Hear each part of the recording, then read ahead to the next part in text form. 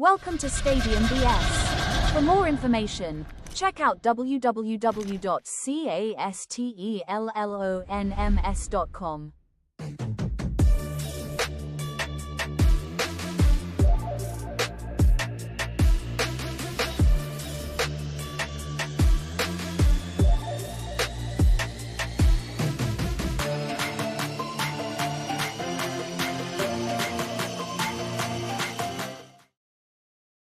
Morning, good afternoon, good evening, wherever you are around the world. This is Frankie Castle, and I am the host of Stadium BS. Take a look at my website, www.castellonms.com. I am selling everything, including the kitchen sink and my hair follicles. You will have access, even though it's a link tree, yes, but it's right to the point. Nothing fancy about it, just right to the point. It is a link tree to get into the website. You will have my podcast. You can take a survey, win a free hat if you have a great idea. If you have a guest on my show, if you want to be. My YouTube channel with things I've done in the past. You can contact me through social media. My TikTok shop. My Castellon Motivational Standard. My branding store. eBay, Macari, Poshmark, Etsy. You can get some collectible items and maybe some things that are practical. Everything is there. Don't hesitate to contact me if you want to get a deal. I also even have resources of my past episodes and all the resources of past guests that I've talked to. So the timeline is when this is aired. 2 weeks ago, I did my returning one of these videos. And then after that, it was 2 interviews between Jim Williams and Ashley Scott. Their perspective ones involving the RSM failing and South Africa baseball. I would highly suggest taking a look at that. And basically what I'm bringing in next week is and this is like to be determined. I also want to do the lost episode, which I actually did this the very first time and I never posted it out there, but I did some little tweaks of it, and I'm ready to set it out for you next week. Also, I gotta get going on the project for Tinker Field in Orlando, because there's a lot going on with that and I have to bring it to the table. So let's get started. So my episode is called Highway Robbery, okay? Pretty much the common fan is getting priced out. And that's the purpose of this podcast, to bring awareness to this and why I get mad at this. So I'm going to bring in an article first that shows you from the New Yorker how the sports stadium looks. Luxury, okay? It is becoming way too expensive to even go to a football game, baseball game. Well, baseball, it is affordable to a degree, because they always give deals, especially during the week. So we're going to aim for football for right now, and then we're going to go into baseball. And just to give you a summary of this, I would suggest you read it. This is a very good article. Subscribe. It's worth it.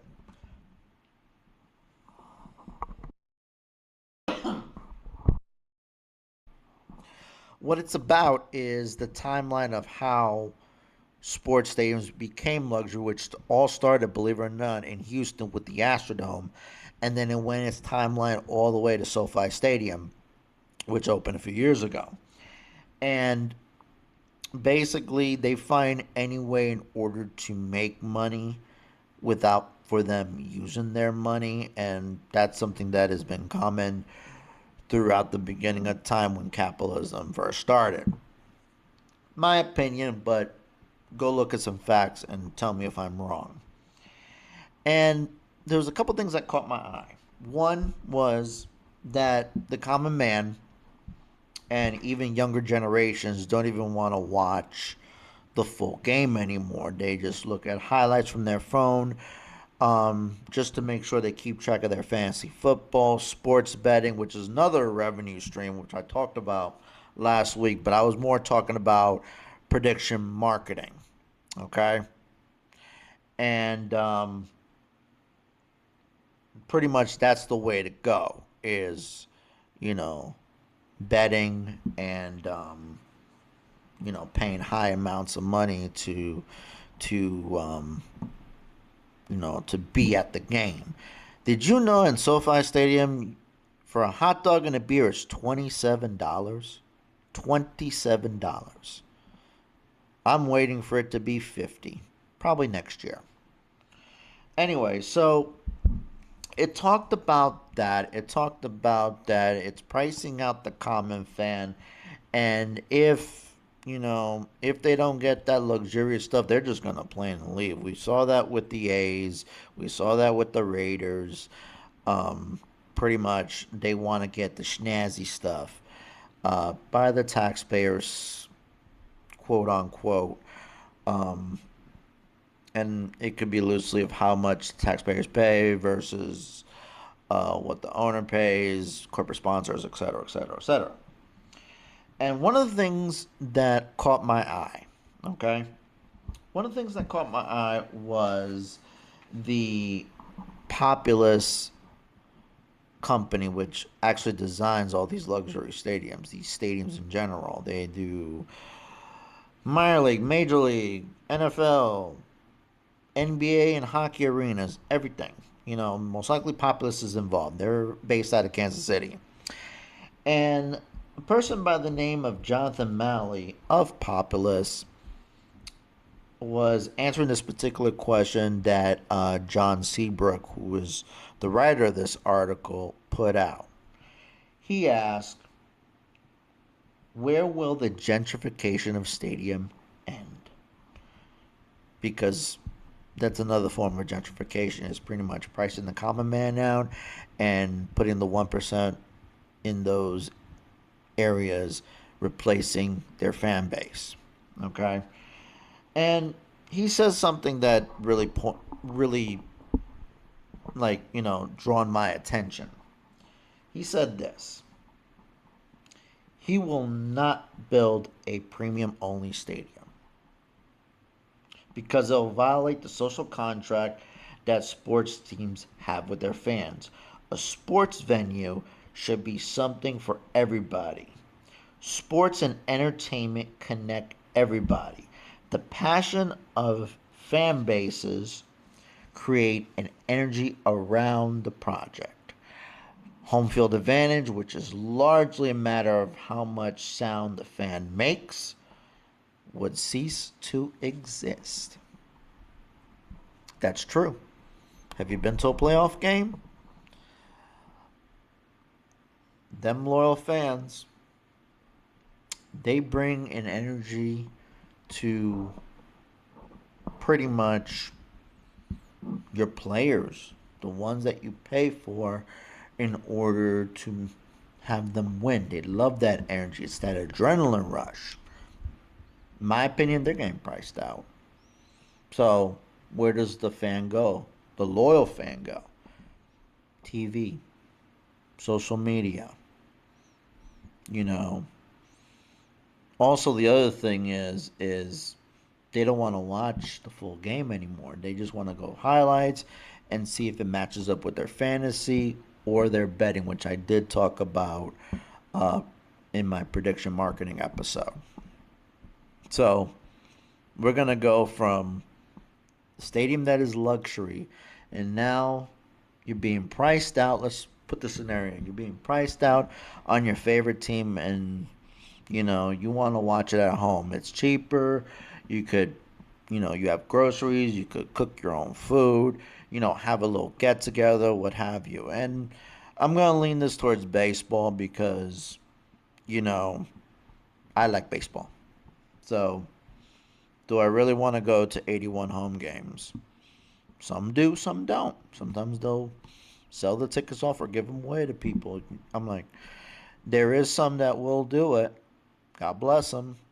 But some will sell off the season tickets. So, we already know with the NFL that ESPN basically took over everything. NFL Network, Red Zone, the whole nine. And it's going to cost an arm and a leg. And then you also have Sunday Ticket, which also costs an arm and a leg. So you're paying high prices Not as much, but you're still paying high prices just to watch the game. Now, if you have an antenna and you have a favorite local team, great. But that's as far as it goes. Okay? Let's go to now MLB. MLB, you know, has luxurious stadiums. Don't get me wrong. And there's going to be a couple more palaces coming up with the Athletics and the Rays. And it's just going to get more and more expensive. And what do you want to do? You want to watch it at home because you can afford a family afford to a major league game. It's ridiculous. Not as expensive as the NFL, but it's still expensive. It's still pricey for the common man.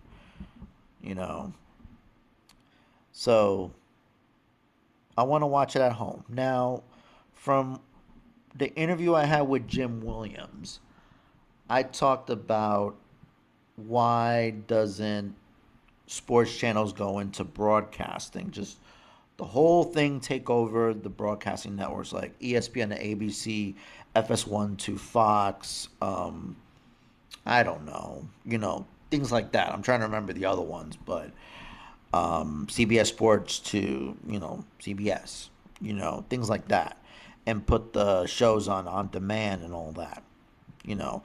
And he just said to me, because it's too much money to spend. That's too much of an investment to do, especially paying off broadcasters. Um, that was my idea, but that's the reason why people are going to streaming. It's going to go backwards at some point. To go back to broadcasting, that might be more reliable, but the streaming is the big thing. And MLB got yanked out of FanDuel because they didn't make payments. So if I go to my area 29615 and I search for it, I should be finding the Atlanta Braves. But guess what? I don't. And the Braves are going to be doing their own network anyway. So look at Tampa 33578. That was my old zip code. It's just the magic. Okay? And a lot of it is going to be separate teams in market that you could pay for. And I'm going to explain this and why I'm so aggravated with this. So this article, which I'll put online on my website, is basically a complete guide to watching MLB.TV. Now,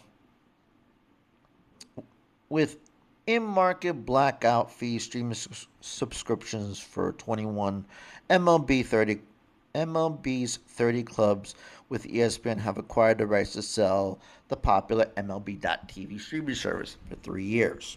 Mind you, 3 years until 28. And the MLB app will remain a streaming option for MLB.TV and Club.TV subscribers like the Athletics, the Rays, the Marlins, etc., etc., etc. So, in-market streaming subscriptions for the 26th season for 20 teams will be available Tuesday, which was yesterday when I'm recording this, February 10th. Today's the 11th.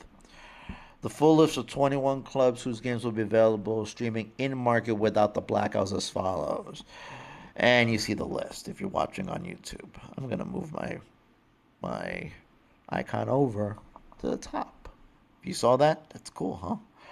Anyway, so if you look at the pricing for this, you can do so existing MLB.TV subscribers, the ones that paid last year. These subscribers will be renewed automatically through their MLB.TV account. They continue streaming content, so they're pretty much grandfathered in. Okay, they're grandfathered in via the ESPN app. Same thing with, well, let's go to ESPN. If you have ESPN, you pay $30 a month. You have an opportunity to pay it for $134.99. You get a discount because you're an existing ESPN Unlimited customer, the direct to consumer. That's pretty much what it is. Now, basically, this is where it gets a little confusing for me. For new MLB.TV customer, let's say if I want to do it without an existing ESPN Unlimited subscription. So I'm one of those. I don't have any of this. These customers can subscribe to MLB.TV directly through the ESPN platform. They do not additionally need to additionally purchase an ESPN Unlimited subscription, though they will receive ESPN Unlimited free for 1 month. Should they choose not to continue with ESPN Unlimited subscription beyond the free trial, it will not impact their MLB.TV subscriptions. They will have the option of streaming through MLB TV, whether it be MLB or MLB app. So, and I'm like, you can go through here, international, MLB.TV outside the United States, subscription available as of Tuesday, and MLB subscription, blah, blah, blah. As always, regular are exclusive national. Yeah, you're not going to get local teams international wise, but I'm trying to understand this because you get 1 month free, but my question is, and this is something that I would love to talk to you guys about, whoever has this, is do you, after that 1 month, you have to pay the $30 a month in addition to the MLB.TV package, and they're just not telling you? I'm confused with this language. Okay. Now, if you're in market, you can get these following teams. They're $99 a year. So let's go to Rays TV. Buy now. $99 a year, or you can pay $20 a month, as you can see. So MLB.TV if you do the whole thing. If you want to do MLB.TV and the Rays TV, like both in market and then out of market games, that's $199. And then exclusively, and this is per year, mind you, but you're looking at like $20 a month if you want to do the single team options. So let's see. View and they're all hidden, and it's ridiculous. You know, you have to do all this crap. But pricing them out, huh? Pricing them out. This is expensive. You're talking about close. If you add the ESPN, if after that 1 month, let's just say they do charge after that, and you get ESPN plus the MLB package, you're looking at for the whole season like $500, $600. Same as the NFL, even more. So it costs money to watch the game in stadium and to watch the game at home. Why do you think social media is booming? With all the TikToks, the Instagrams, the Facebooks, the Snapchats. It's free. And it's right to the point. And no one seems to understand that. Nobody. They just want to find a way in order to milk the common man. That's why I'm tired of it. And I'm going to bring awareness that I love the game so much, but I'm not paying these prices. I'm not. I really am not. But I want to bring awareness to this, that in stadium, out stadium, at home, you're going to be paying a pretty penny. Simple as that. And if you want to pay for something good, something delicious, like Molly B's. Molly B's cookies. They are delicious, as you can see. Take a look at the website, mollybees.com. These aren't the cookies your grandma used to make. Molly Bees was a single mom from rural Alaska and found her niche. She was down to her last $150 so she could feed her son. She started making wild cookies, really, really different types of cookies that are delicious. So, with that being said, if you use my promo code StadiumBS, you can get 10% off any product. They are delicious.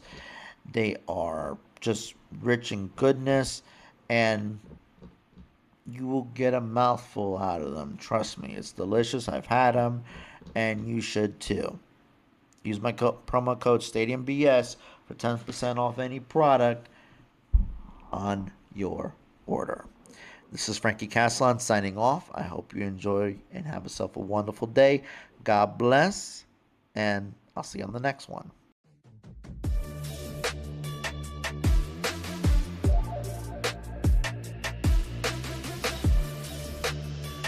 Thank you for watching and listening to Stadium BS. Be sure to like, subscribe, follow, and give a 5-star review on your favorite podcast platform.